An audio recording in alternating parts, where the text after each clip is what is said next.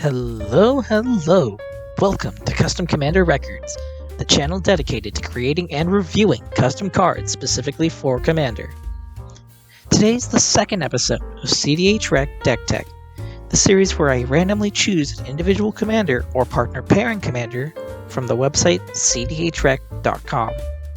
There are thousands of cards created on Custom Dragon Highlander, and all of them are very interesting. Therefore, I'm here to showcase all the cool card designs from other creators and build a deck around one of their fantastic designs in this series. The structure of CDHREC Deck Tech will go as follows. Firstly, I'll be showing the card that I randomly chose and discuss the art in depth. Secondly, I'll be going over the rest of the card. I'll be explaining its converted mana cost or mana value, the power and toughness of the card, and the abilities of the individual commander or partner commanders. Thirdly, I'll discuss what I believe would be cards that would work well in a deck focused around this commander. And lastly, fourth, I'll be creating a deck list that I believe fits with the game plan of this deck, utilizing some of the synergistic pieces I've talked about in the previous section. I will be including an itemized deck list which can be found in a Google Doc in the link below. The deck list will also be available to be seen on the Custom Dragon Highlander website and on Archidekt. With the structure of this video series out of the way, let's get into the second episode of CDHREC Deck Tech. In this first section, I'll be doing a simple overview of the card. Today, the card we are talking about is Brandux Inciter. Now, let's talk about the art. This red elemental has been created by Rogier Van de Beek. His art for this card is very impressive. In the art, you can see a red elemental, almost godlike figure burning through in a volcano. It is erupting from the ground and has molten lava stretching around its entire body to look like muscles with all of the molten rock.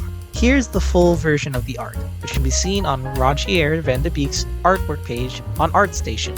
Here you can see more of the ashes and burning lava that is falling from the sky. It is a very great piece of art, showcasing the power of an elemental as well as how much destruction this card brings. If you want to continue looking at this art or look at more of the art from Rogier Van de Beek, a link to his ArtStation page is down below in the description. With my opinions of the art out of the way, it's time to go into a more in-depth look at what Brandux Inciter does. Brandux is a 4-mana card, needing 3 generic mana and 1 red pip to cast.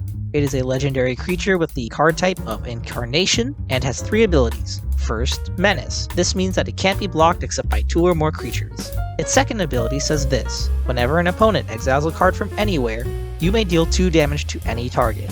And lastly, his third ability states, for 2 mana, exile the top card of your library.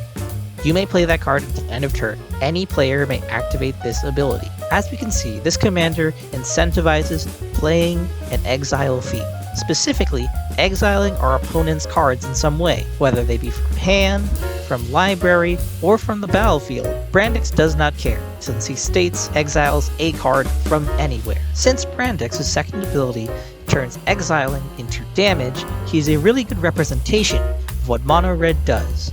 Therefore, I really like how this card looks like. With this in-depth look at Brandux, we can now finally start discussing card suggestions for a potential deck based around Brandux in the next section. Now let's start talking about some potential cards that would work well with Brandux. As mentioned in the last section, he is very focused on exiling cards from anywhere from our opponents. Therefore, our strategy for this deck is simple. Make sure to get as much value from exiling as possible. I think another side focus we can have is to also make sure that we are also getting value from exiling our own cards in some way. To facilitate our plan, let's start by looking at the creatures. We can include cards such as Wildfire Devils, Oblivion Sower, and Invader Parasite. These cards exile things from our opponent and allow us to activate and trigger Brandux. However, we do not only need to run creatures that exile, we can also run Mass Graveyard Exile. This is easier now due to the fact that Wizards has been printing a lot of cheap Graveyard Exile tools in artifact form. For example, Soul Guide Lantern, Relic of Progenitus, and Lantern of the Lost. They each draw a card and also still manage to exile cards from our opponents, therefore making Brandux have a lot of activations for damage. In Brandux's deck, I think we can also run some certain cards that you wouldn't run in any other deck. Since his last ability allows us to exile our own cards, we can run cards such as Wild Mage Sorcerer, a card that specifically benefits from us casting spells from exile. Another potential card for Brandux to be using is mass exile cards that are not specifically graveyard focused. I'm not sure how they would particularly work with how Brandux's abilities worded, but there are two cards that I'm considering.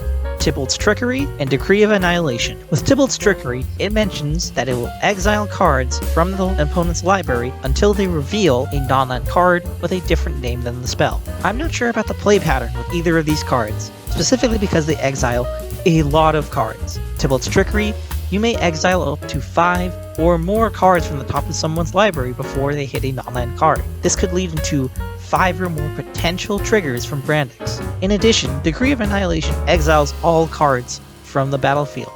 Well, not all cards, specifically just artifacts, creatures, lands, graveyards, and hands. But that is a lot. With the triggers on the stack, I believe Brandux would work with either of these cards, but I'm not sure if that would be the best play pattern. Yet, with all of these cards, I still believe that this could be a fun deck, including very fun cards that people like a lot, such as Itali, Primal Storm, or Breaches, Brazen Plunder. All of these cards, while technically milling one card, still allow a game plan to be played and allow people to have fun with crazy wacky interactions in a game of Commander. With all of these cards out of the way, allow me to go over my version of the deck in the next section. I decided to utilize all the cards that I talked about in the previous section. Unlike many other deck techs that I'll be doing in the future where I might not include some cards, I think there are a lot of cards here that I talked about today that I would definitely include in a deck based around Brandux. While building my version of the deck, I also included different cards that most people might not include, such as Eternal Scourge, Dermotaxi, and Bergi, God of Storytelling. While the first two might make sense due to being an exile theme, the last one may not be. Bergi, God of Storytelling also has a backside, since it is a dual-face card from Kaldheim. The backside of the card is Harnfell, Horn of Bounty. With this card, this facilitates our deck plan of exiling cards to get value, as well as allow us to turn dead cards in our hand into playable cards. I also included some other major value engines, such as Valakut Exploration, the Khans version of Outpost Siege, and a card that works very well with our commander, Stolen Strategy.